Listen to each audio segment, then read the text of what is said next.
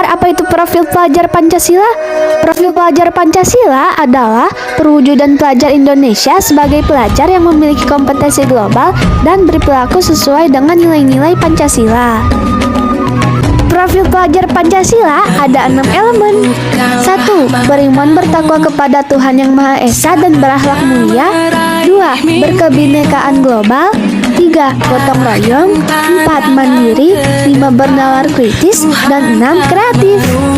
Dan salah satu contoh proyek yang akan kita bahas kali ini yaitu tentang bahaya narkoba di kalangan pelajar.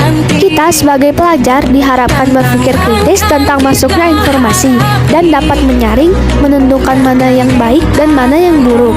Pada kesempatan kali ini, Moza dan Fadil akan membahas tentang bahaya narkoba di kalangan pelajar.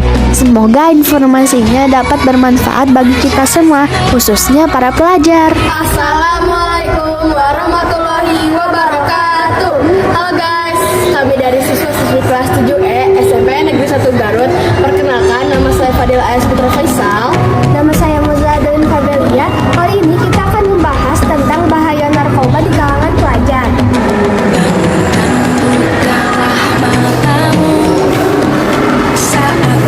Kita berdua yuk, soalnya ada beberapa narasumber yang akan membantu kita untuk lebih mengenal apa itu narkoba. Iya, sering ya Fadil, nanti kita akan mewawancarai beberapa narasumber kita. Penasaran kan? Jadi penasaran? Sebelum itu kita jalan dulu nanti yang apa semangat. Ayo, Berani narkoba, jauhi narkoba, stop narkoba, dan paling penting dekati agama.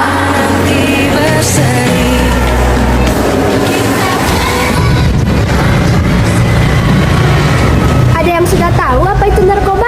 Narkoba adalah istilah narkotika, psikotropika, dan bahaya lainnya.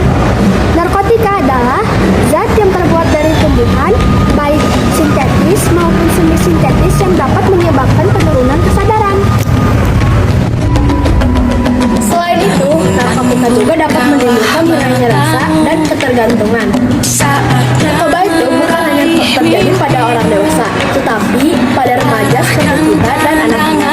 Mereka biasanya penasaran dengan rasanya, terus ikut-ikutan deh, akhirnya ketergantungan. Masa remaja adalah masa pencarian jati diri seseorang. Biasanya emosinya tidak stabil. Nah teman-teman, kita akan berangkat nih menuju lokasi narasumber yang akan kita wawancarai. Ikutin kita yuk!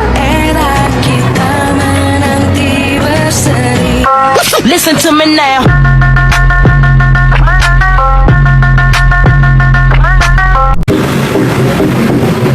Assalamualaikum, halo teman-teman. Kali ini aku Nadia. Pertama, aku akan wawancara salah satu dokter mengenai bahaya narkoba di kalangan pelajar. Ikutin aku yuk. Halo teman-teman, sekarang aku akan mewawancarai dokter mengenai bahaya narkoba di kalangan pelajar bersama Dokter Mei.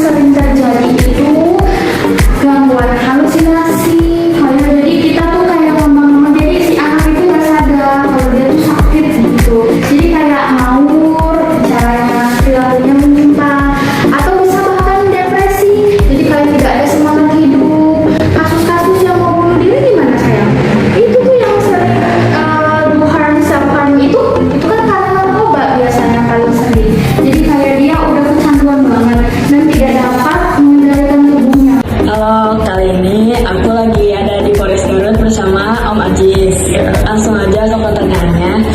Ada beberapa jenis narkoba. Berapa jenis narkoba? Kalau kita lihat dulu ya, kalau itu narkoba itu, kalau secara itu singkatan Kak, narkoba itu narkotika, psikotropika, dan bahan zat adiktif lainnya.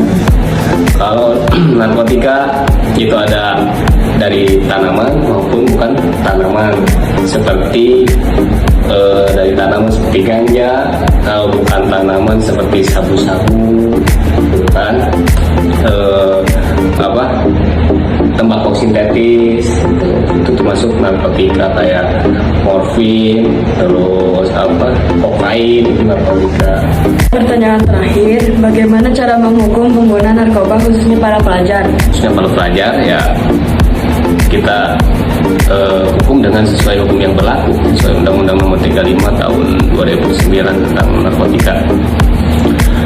Kalau misalkan pelajar itu ada barang buktinya, terus terlibat jaringan, kemudian mengkonsumsi, kita hukum dengan sesuai dengan undang-undang yang berlaku.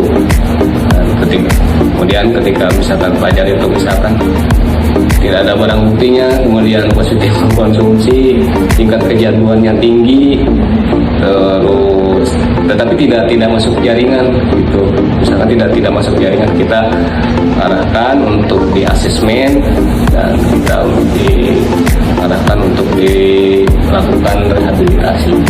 Halo teman-teman, pada kesempatan kali ini kita akan melakukan wawancara tentang bahaya narkoba di kalangan pelajar dengan narasumber salah satu guru sekolah kita, yaitu Bapak Sudir SPD. Langsung aja ke pertanyaannya. Apa yang dilakukan pihak sekolah untuk mencegah penyalahgunaan narkoba? Kalau di lingkungan sekolah ada beberapa langkah yang dilakukan untuk mencegah hal itu terjadi narkoba. Satu, dibuatnya hal tertib sekolah. Yang kedua, sekolah bekerjasama dengan instansi terkait untuk melakukan penyuluhan tentang bahaya penggunaan narkoba.